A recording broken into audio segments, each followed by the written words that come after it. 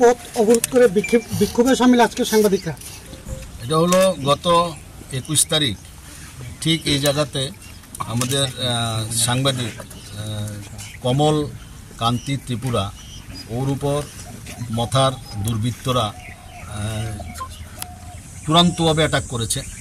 ওরা ঘাড়েটারে ওকে মেরেছে এবং ওকে বলেছে যে একটা রাজনৈতিক দলের নাম করে বলেছে, যে বিজেপির নাম করে বলেছে যে নিউজ করা যাবে না। সাংবাদিক তো সব দলে নিউজ করবে, সাংবাদিকরা সবাই নিউজ করবে, কিন্তু মথার থেকে যে হুলিয়াটা জারি করে দেওয়া হয়েছে ওকে মারার সময়, এবং ওকে ওদিন তারা মেরেই ফেলতো, কিন্তু ওই আরেকটা বিজেপির একজন নেতা ছিলেন তখন মঙ্গলদেব বর্মা এসে ওকে বাঁচাতে গিয়ে মঙ্গলদেব বর্মাকেও আক্রান্ত করেছে, মানে হামলা করেছে। মঙ্গলদেব বর্মারও সিরিয়াস।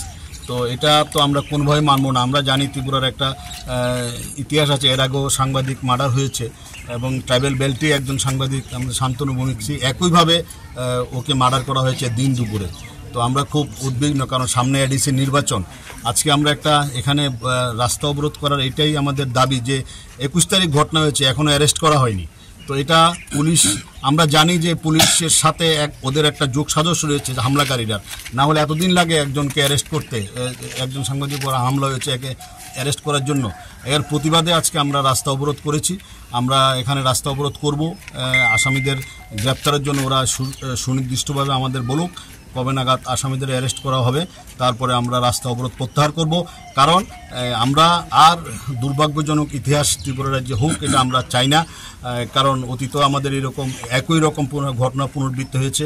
আজকে রাজ্যের মাননীয় মুখ্যমন্ত্রীও জিবি হাসপাতালে গেছিলেন। যেই ঘটনা কমল বলেছে, আমি ছিলাম সেখানে কমল যা বলেছে সেটা একদম শান্তনুর ঘটনার সাথে হুবহু মিল আছে।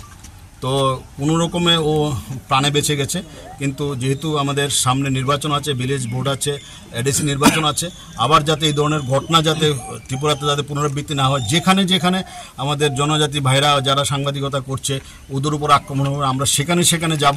আমরা অতীতেও গেছি, ভবিষ্যতেও যাব, এবং কোথাও যদি কোনো আক্রমণ হয়, যেমন আমরা আজকে এসেছি, আমি প্রথম দিন বলেছিলাম যেখানে আক্রমণ হয়েছে সেখানে আমরা যাব।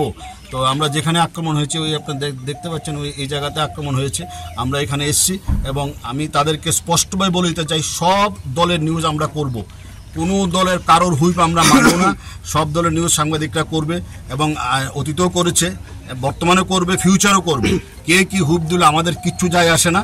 তবে আমরা একটা কথা বলে রাখতে চাই, যারা হুমকি দিয়েছে তাদেরকে আমরা ছাড়বো না, কারণ এই ধরনের হুমকিতে আমরা অতীতে আমাদের একজন সাংবাদিককে হারিয়েছি। আমরা এই ধরনের হুমকি কোনোভাবেই মানবো না। এর জন্যই আজকে আমরা পথ অবরোধ করছি। এদের মধ্যে যে আসামিদের কোনো চিহ্নিত করা হয়েছে যে কারা করেছে, বা কোন পার্টি বা কোন আমি তো আমার কাছে সুনির্দিষ্টভাবে খবর আছে ওগুলো মথা দলের দুর্বৃত্ত, এবং একজন মন্ত্রী আছেন ওদের এখানে, একজন মন্ত্রী আছে বিশ্বগত দেববর্মার সাথে ওনারা ঘোরাফেরা করেন, এরকম খবরও আমার কাছে আছে। আমরা জানি ওরা মিসক্রিয়েন্ট, দুর্বৃত্ত। ওরা আমাদের সাংবাদিককে টার্গেট করেছে। সাংবাদিককে কেন ওরা টার্গেট করেছে? পুলিশ কেন ওদেরকে গ্রেপ্তার করছে না?